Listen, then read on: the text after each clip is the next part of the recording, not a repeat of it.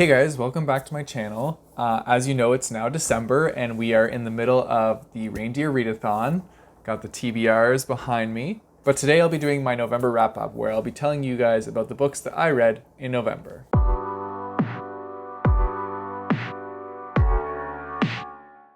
The first book I read in November was called Were We Awake by L.M. Brown. I'll show it here. This book is a collection of short stories and they're all centered in Ireland. Now, all the short stories are very unique in themselves, but they also connect to each other. So like as you read the book, you discover characters in current short stories that were in past short stories. There's a lot of depth to each one. I really liked this anthology of short stories because some of the endings were very chilling and suspenseful. I've also personally been to Ireland, so a lot of the setting when it was described in these short stories was really cool because like I could actually picture it in my mind because I was there. So that helped me enjoy the stories a little bit more. This book I gave a 4 out of 5. Then next up, I read The Forbidden Warriors by Mood Adele. This was a book that I actually hosted a book tour for. So this book is kind of a mixture of like fantasy and sci-fi. There's 4 different factions and they're all different. So some of them are very like primitive, they have like tribal tattoos, they live in the jungle, and then there's another tribe that lives in this city, like, and they all live in like the clouds of the city on the rooftops. They're very like technologically advanced. And then there's another tribe that can foretell the future, but they can only see their future or any occurrence of their future. And then there's another tribe that deals with magic and using these things called gates to power the magic through. Anyway, so this story, basically, there's these people called the Forbidden Warriors, and they need to be replaced. So they call representatives from each of the factions to come, and they kind of have to compete in this game to go out into the world searching for artifacts, and whoever can find the most artifacts becomes the new leader of the Forbidden Warriors. It was really interesting. I buddy read this with my friend Amanda, and it was very captivating. The one thing I would say is that there were a lot of perspectives to follow in this book series. There's 16 different people being explained at the same time, so that was kind of difficult to follow along with, and that was one of my like hard points about it. But I did really enjoy the element of like the competition between the different factions having to go out and search for these artifacts. The fact that all these artifacts are fair game, so like it's a life and death situation, because they're allowed to kill each other to get these artifacts. Honestly, this book was actually really good. I gave it a 3.5 out of 5. Having all those characters' perspectives was confusing at times, but there were some of the character perspectives that I really enjoyed, and some of them I wish they were delved upon more because I wanted to know more about these people. Also, the ending is pretty intense, so like it left me wanting to read the next book, so I will be very excited to read that when it comes out. All in all, I would pick this up if you're wanting a mixture of fantasy and sci-fi. And then next up is my favorite book of this month. This book I flew through. It was so good. And that is Criers War by Nina Varela. Look how shiny it is. This book was awesome. This is like the perfect mixture of fantasy and sci-fi because it deals with a lot of magic, but then there's also these people called the Autome, which are like robots. So they were like, humans created them and they are technically robots, but are brought to life by like this magical source kind of thing. I can't tell you much more because I don't want to give anything away. This book is honestly so good. I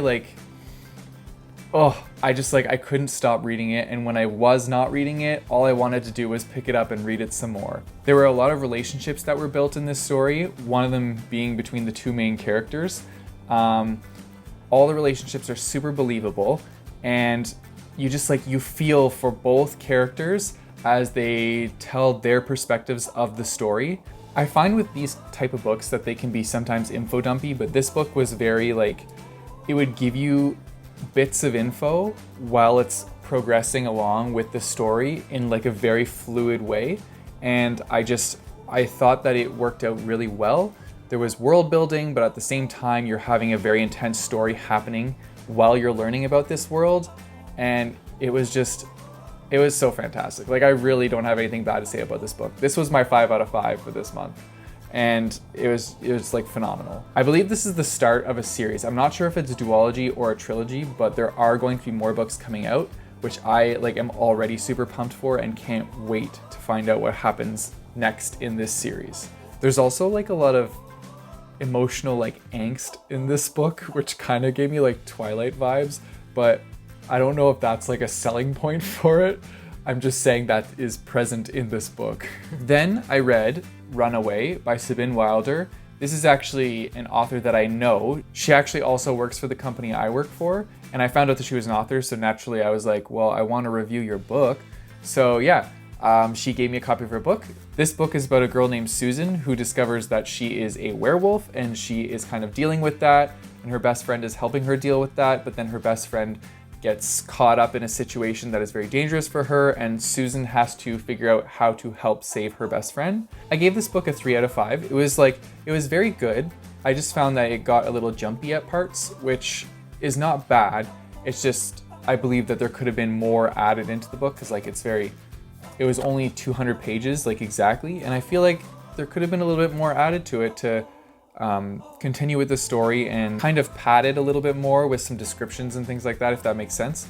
I did, however, get a magical Hogwarts vibe at parts in this book when reading it, because there are parts that come up later on that deal a lot more with the supernatural, and so I believe that this book has potential to go further. If there was more to a series, or if Sabine writes a sequel to this, then I would be very interested to read the sequel to see where it goes. Another thing I did like about this book is that it also doesn't just follow Susan, the main character. It also jumps around into the perspectives of multiple characters in the book, so that you kind of get a more well-rounded story being told, rather than just from one perspective and one opinion, I guess. And then the last book of this month, I'm still not done yet, but I'm almost there. I have about 90 pages left, and that is Kingdom of Souls by Rena Barron.